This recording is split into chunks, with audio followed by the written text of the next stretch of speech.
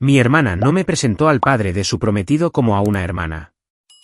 Me presentó como a una nota al pie. Algo que incluyes porque el editor te ha dicho que tienes que hacerlo, no porque sea importante para la historia. Era una gala de etiqueta en la finca Balbuena en Charleston. Uno de esos lugares donde solo el camino de entrada cuesta más que la hipoteca de la mayoría de la gente. Columnas de piedra, hiedra trepando por las paredes como si tuviera un contrato de arrendamiento, el tipo de candelabros que te hacen sentir como si hubieras entrado en el siglo de otra persona. Mi hermana, Viviana, había alquilado el ala este para lo que llamó una celebración de compromiso, íntima. 200 invitados. ¿Íntima? Soy Maya, tengo 32 años. Trabajo en análisis forense de datos, específicamente en la detección de delitos financieros. Construyo sistemas que encuentran dinero que se supone que no debería existir. Cuentas fantasma, proveedores ficticios, transferencias estratificadas, el tipo de fraude que se esconde dentro de un negocio legítimo de la misma manera que un parásito se esconde dentro de una célula sana. No lo explico en las cenas. He aprendido a no molestarme. La mirada de la gente se pierde en la lejanía sobre la tercera frase, y prefiero comer en paz. En mi familia, el éxito tiene el rostro de Viviana. Viviana, que se graduó en la Facultad de Derecho de Georgetown, que fue asistente de un juez federal a los 26 años, que ahora trabaja como asociada senior en un bufete cuyo nombre se deja caer en eventos benéficos como si fuera una tarjeta de visita. Viviana, que se va a casar con el hijo de Ricardo Serrano. Ricardo Serrano, fundador del Grupo Capital Serrano, una firma de capital privado que gestiona activos en los sectores de la sanidad, el sector inmobiliario y la tecnología. Mis padres llevan 4 meses diciendo su nombre de la misma forma en que la gente reza una oración. Lentamente, con reverencia, como si las sílabas mismas tuvieran un valor neto. ¿Y yo? Fui invitada de la misma manera que se invita a una obligación lejana. Mi tarjeta de sitio en la cena estaba encajada entre un primo al que no había visto desde la infancia y un asiento vacío que permaneció vacío toda la noche. La encontré por accidente. No estaba en el plano de mesas que mi madre envió por correo electrónico a la familia. Dijo que fue un descuido. Lo dijo 2 veces, y por eso sé que no lo fue. Mi madre me recibió en la puerta. Se veía elegante y tensa, como siempre que necesita que todo funcione correctamente. Me tomó ambas manos, echó un vistazo a mi vestido, un vestido cruzado de color azul marino oscuro que había comprado específicamente para esto, y dijo, ¿estás bien? No encantadora, no hermosa, bien. Como si hubiera superado un umbral mínimo que ella había establecido en su cabeza, y nada más. Mi padre me encontró 10 minutos después cerca de la barra. Puso una mano en mi hombro y dijo en voz baja, no saques el tema del trabajo esta noche. Confunde a la gente. Lo miré. Dije, no pensaba hacerlo. Asintió como si yo hubiera accedido a algo más grande. Viviana me encontró cerca de la terraza del jardín, radiante en un vestido marfil, con su cabello oscuro recogido con algo que probablemente costaba más que mi alquiler mensual. Me miró de la misma manera que lo ha hecho desde que éramos niñas, como si yo fuera un problema que en su mayoría ha aprendido a manejar. Maya, dijo, y había calidez en su voz, pero era el tipo de calidez que tiene términos y condiciones. Me alegro mucho de que hayas venido. Me apretó la mano una vez. Luego, hazme un favor esta noche. No entres en detalles sobre lo que haces.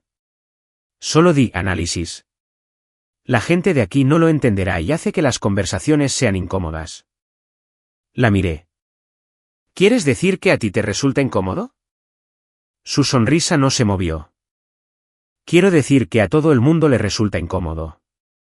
Sé sencilla esta noche. Por mí.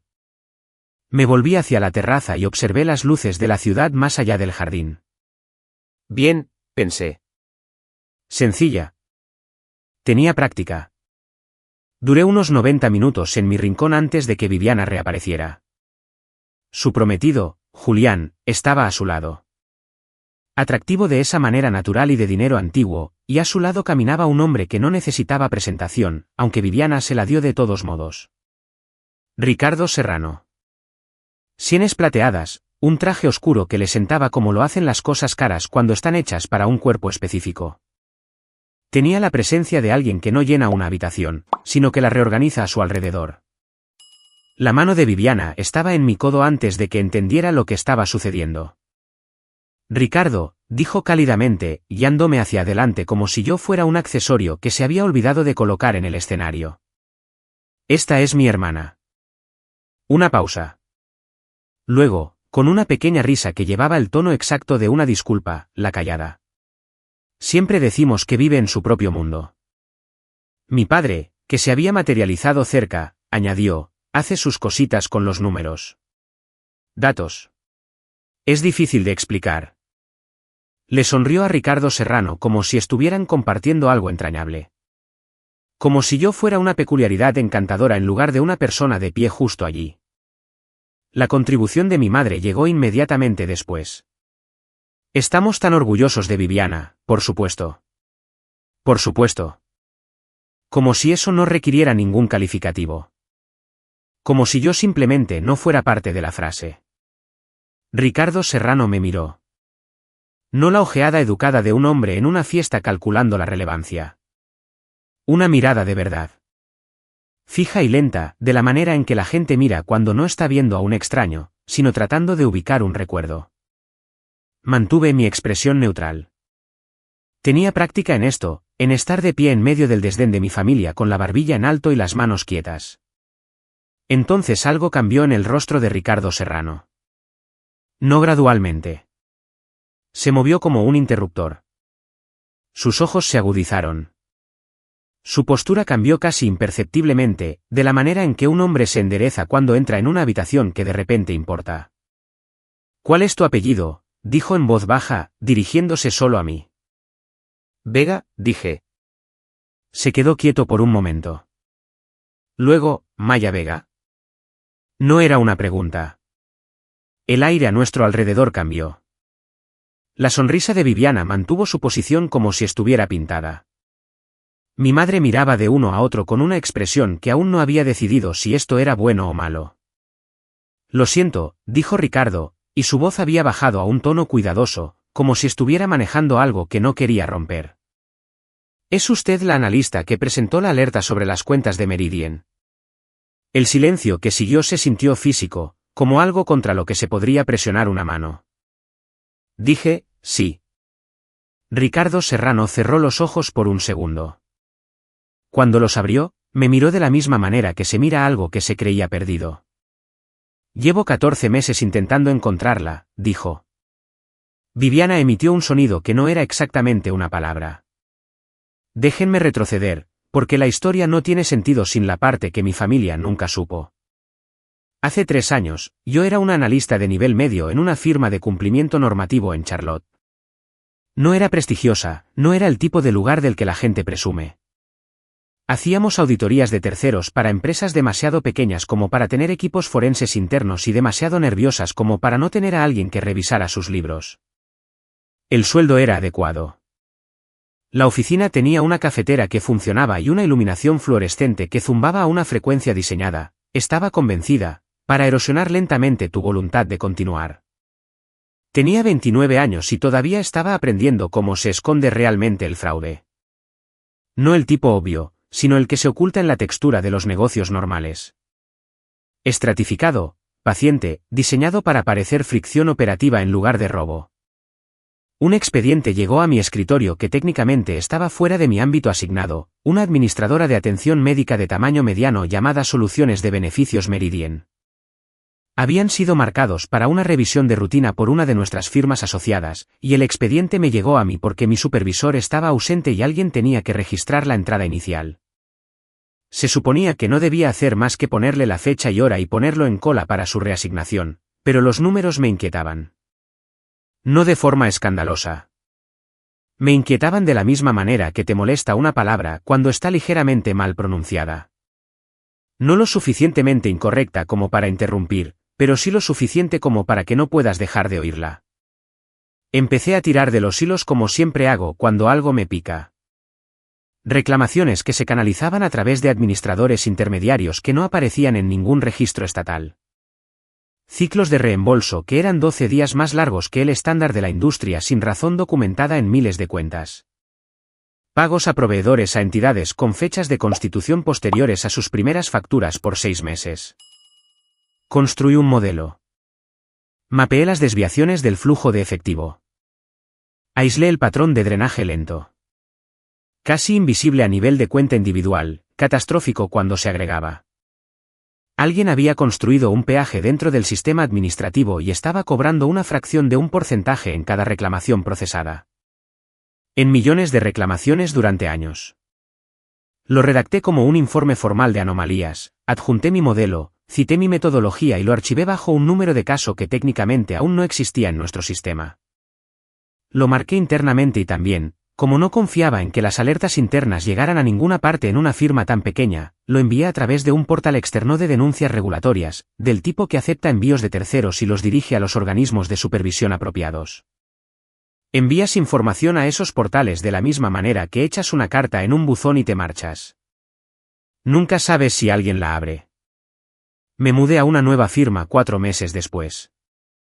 Mejor sueldo, mejor infraestructura de datos, un supervisor que no calentaba pescado en el microondas de la cocina compartida. No volví a pensar en el expediente de Meridian, excepto ocasionalmente, de la manera en que piensas en algo que intentaste hacer bien y nunca sabrás si importó. Aparentemente, importó. El asistente de Ricardo Serrano me encontró durante el plato principal de la cena, mientras Viviana reía en la mesa principal y mis padres orbitaban alrededor de la familia Serrano como planetas que finalmente habían encontrado su sol. Fue discreto. Una palabra en voz baja. Un gesto hacia la pequeña sala de estar junto al salón principal. Ricardo ya estaba allí cuando llegué. Había dejado su propia fiesta de compromiso sin que nadie pareciera notarlo, lo que me dijo algo sobre el tipo de hombre que era. No se anduvo con formalidades. Se sentó frente a mí y dijo, Soluciones de Beneficios Meridian estaba desviando fondos de las reclamaciones de seguros de salud en 4 estados. El plan llevaba funcionando 11 años. La denuncia regulatoria que usted presentó en la primavera de 2022 inició una investigación multiagencia. Hace 14 meses, recuperamos activos significativos y los principales artífices del plan fueron procesados. Una de las empresas de nuestra cartera fue una víctima indirecta. Recuperamos pérdidas que habíamos dado por incobrables. Me quedé sentada con eso por un momento. La denuncia fue anónima, dije. Lo fue, dijo, pero la metodología analítica en el informe adjunto era lo suficientemente distintiva como para que nuestro equipo forense pasara 8 meses intentando identificar la fuente. Queríamos. Hizo una pausa, eligió la palabra con cuidado. Queríamos reconocerlo adecuadamente. Lo presenté a través de un portal público, dije. Desde un trabajo que dejé. Sí, dijo, y la firma en la que estaba no tenía registro del expediente porque usted lo había marcado antes de que el número de caso se abriera formalmente en su sistema. Era, en esencia, una autora fantasma. Sentí que algo se movía en mi pecho. No orgullo, algo más antiguo que el orgullo. Esa punzada particular de haber hecho algo real y verlo desaparecer en el silencio. No sabía si alguien siquiera lo había leído, dije. Mi voz salió más baja de lo que pretendía. Ricardo me miró fijamente. Personas cuyos nombres no conoce conservaron su cobertura médica gracias a lo que usted encontró. Empresas que habrían seguido perdiendo dinero lo recuperaron. Los 2 hombres que dirigían el plan se enfrentan a cargos federales. Juntó las manos sobre su rodilla. Alguien lo leyó. Me quedé allí sentada en una sala de estar anexa a una fiesta a la que no había sido invitada adecuadamente, con un vestido que mi familia consideraba meramente aceptable, e intenté evitar que mi rostro hiciera algo de lo que me arrepintiera. Ricardo deslizó una delgada carpeta sobre la mesa de café. Hemos estado construyendo una unidad interna de inteligencia forense, dijo. He estado buscando a alguien para dirigirla. La unidad tiene independencia investigativa, su propia estructura de informes y completa autoridad operativa dentro de su ámbito. No es un rol corporativo convencional. Me miró. No creo que usted sea una contratación convencional. Miré la carpeta. La oferta que contenía era el tipo de cifra que te hace sentir por un momento como si el sistema de coordenadas se hubiera desplazado bajo tus pies. Dije, usted no me conoce. Solo conoce un informe que escribí hace 3 años. Conozco el informe, dijo. El informe me dijo lo que necesitaba saber. Se reclinó ligeramente. Pero preferiría conocerla a usted también, si me lo permite. No hay presión aquí. Ni fecha de caducidad para esta conversación. Asentí una vez. Dije que lo leería. Cuando volví a la fiesta, Viviana me interceptó cerca de la terraza. Su rostro era una superficie controlada con algo moviéndose por debajo. ¿Qué fue eso?, dijo, manteniendo la voz baja. Una conversación, dije. Con Ricardo Serrano, dijo. Era como si hubiera entrado en una habitación en la que no tenía derecho a estar. ¿Sobre qué? Trabajo, dije. Su mandíbula se tensó casi imperceptiblemente. Maya. Este es mi compromiso. Esta noche es sobre Julián y yo. Lo que sea que discutiste ahí dentro. Él vino a buscarme, dije, en voz baja, sin acaloramiento. Ella se detuvo. Ha estado buscándome durante más de un año, dije. Yo no lo sabía. No organicé nada. Reconoció mi nombre cuando me presentaste. Hice una pausa. Cuando me presentaste como la callada. Algo se movió en su rostro entonces. Algo que no había visto en mucho tiempo, no ira, no desdén, sino esa cosa más pequeña e incómoda que subyace a ambas. Ella fue la primera en apartar la mirada. Mi futuro cuñado me encontró después del postre. Julián era amable de la manera fácil de los hombres que nunca han tenido que ser otra cosa, y no se lo tuve en cuenta. Dijo en voz baja, sea lo que sea que mi padre te haya dicho ahí dentro, no habla con mucha gente de esa manera. Llevo 15 años viéndolo trabajar. Eso significó algo. Lo sé, dije. No dice cosas que no siente. Eso también lo sé, dije, y era verdad. Se nota con gente como Ricardo Serrano que las palabras cuestan algo, que se gastan con cuidado. La llamada de mi madre llegó a la mañana siguiente. Empezó con calidez, que es su señal. Cariño, dijo. Hemos oído que tuviste una conversación bastante interesante con Ricardo anoche. Fue una buena conversación, dije. Bueno, se rió ligeramente, es un hombre importante. Sea lo que sea que te dijera, espero que tuvieras cuidado. Sabes que a veces pareces. Buscó la palabra. Intensa, en entornos profesionales. Miré por la ventana de mi cocina a la calle de abajo.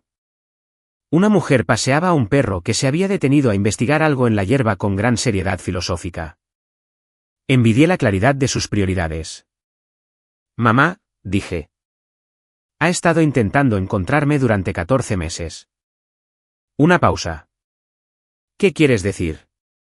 Le conté lo de Meridian, sobre el expediente, sobre la investigación y los activos recuperados y las acusaciones. Se lo conté de la manera en que cuentas una historia que has llevado sola durante mucho tiempo, sin drama, solo hechos expuestos en orden. Cuando terminé, el silencio al otro lado de la línea tenía una textura diferente al silencio que normalmente me dedicaba. Nunca nos lo contaste, dijo finalmente. Nunca pensé que hubiera llegado a ninguna parte, dije.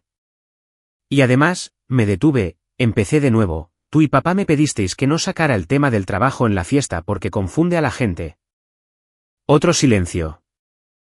Más largo. Mi padre llamó una hora después. Se saltó la calidez. ¿Por qué no nos dijiste en qué estabas trabajando? ¿Lo que habías hecho? Pensé en todas las cenas en las que me había sentado mientras se narraban con todo detalle las victorias de Viviana en sus casos, donde mi trabajo se describía como, lo de los datos, o, lo de los números. Pensé en las tarjetas de sitio y los planos de mesas y en, ella vive en su propio mundo. Porque nadie preguntó, dije, simple, honestamente, sin ira, porque la ira había estado ahí durante años y hacía mucho que había dejado de alimentarla. Ni una sola vez, papá. Ni en qué estaba trabajando, ni cómo iba, ni qué significaba.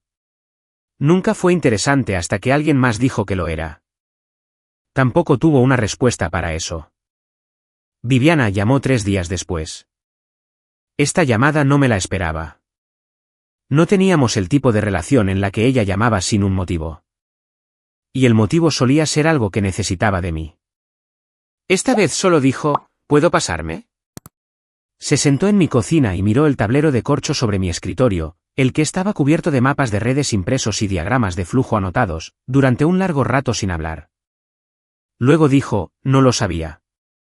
Sé que no lo sabías, dije. Pensé. Se detuvo. Apretó los labios. Pensé que lo que hacías era más pequeño de lo que es. ¿De lo que tú eres? Miró de nuevo el tablero de corcho. No pude verlo. Nos preparé café a las 2. Dije, nunca intentaste hacerlo. No se defendió. Eso me sorprendió. Viviana se ha estado defendiendo desde que éramos niñas, es prácticamente un reflejo. En cambio, se miró las manos y dijo, es verdad. Nos quedamos sentadas allí un rato. No fue una resolución. No fue una reconciliación. Fue algo más honesto que cualquiera de esas cosas, dos personas sentadas en la verdad de una dinámica que se había calcificado durante décadas, decidiendo si querían hacer algo al respecto. No la perdoné con un café. Así no funciona el perdón. Y no iba a fingir lo contrario, pero me senté con ella. Eso fue algo. Acepté la reunión con el equipo de Ricardo Serrano 2 semanas después. No por la cifra de la carpeta, aunque la cifra era real y no voy a fingir que no fue una consideración. La acepté porque la unidad que describió era el tipo de trabajo hacia el que había estado construyendo sin saber que estaba construyendo hacia algo, independencia investigativa, autoridad de alcance completo. La capacidad de seguir un patrón a donde quiera que realmente llevara en lugar de a donde fuera conveniente que fuera. Negocié mis condiciones. Estructura de informes independiente, autoridad para traer expertos externos sin cadenas de aprobación internas, un ámbito claro que protegiera a la unidad de ser utilizada para cualquier otra cosa que no fuera para lo que fue diseñada. Ricardo aceptó cada punto sin contraofertar, lo que me dijo que o bien se lo esperaba o lo respetaba. Elegí creer que eran ambas cosas. No acepté el título que me ofrecieron, subdirectora de inteligencia financiera. Lo estructuré como un encargo por contrato con entregables definidos y términos de renovación. Seguí siendo la persona que entra, encuentra la verdad y la entrega, en lugar de la persona que es absorbida por la institución y lentamente se convierte en aquello para lo que fue contratada para examinar. Ricardo, cuando se lo dije, asintió una vez. Probablemente sea más inteligente, dijo. Para ambos. Mis padres cambiaron de actitud de la manera en que los padres cambian cuando el mundo exterior a la familia confirma algo que deberían haber visto por sí mismos. Mi madre llamó para decir que le había contado a su club de lectura sobre la investigación de Meridian. Mi padre dejó un mensaje de voz que consistía principalmente en carraspeos y luego, en voz baja, deberíamos haber prestado más atención. Lo sé. Lo guardé. No como un arma, solo porque era real, y las cosas reales de él eran lo suficientemente raras como para conservarlas. Viviana y yo no somos cercanas de la manera en que lo son las hermanas de las series de televisión, pero somos algo. A veces almorzamos y ahora ella hace preguntas reales sobre el trabajo, sobre cómo encuentro patrones, sobre cómo se ve el fraude desde dentro. No siempre entiende las respuestas, pero pregunta. Y eso importa más que entender. Hubo un momento, unos meses después de la gala, en que pasé en coche por la finca Valbuena de camino a casa tras una reunión con un cliente. No sé por qué reduje la velocidad. La hiedra seguía trepando por las paredes.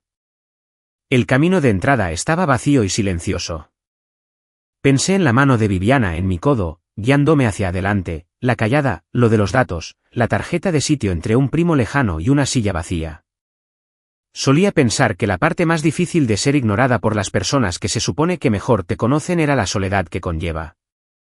Y sí, es solitario, pero esa noche, sentada en mi coche fuera de un lugar donde mi familia me había presentado como un detalle secundario, me di cuenta de que la parte más difícil es esta, no se equivocaban en que yo era callada. Simplemente, nunca entendieron que el silencio es el sonido de la precisión. No es la ausencia de algo. Es lo contrario al ruido. Los patrones no se anuncian a sí mismos. Tampoco las personas que pueden verlos. Si hay algo que he aprendido de años de encontrar lo que se esconde dentro de lo que parece normal, es esto: la verdad no necesita que la interpretes. No necesita volumen ni un asiento en la mesa principal ni una familia que sepa cómo presumir de ti en las fiestas. Solo necesita ser precisa. Necesita estar documentada. Y eventualmente, no siempre, no en tu cronograma, no con la audiencia que podrías haber elegido, encuentra su camino hacia la luz. Silenciosamente. Precisamente. La única manera en que siempre lo hace.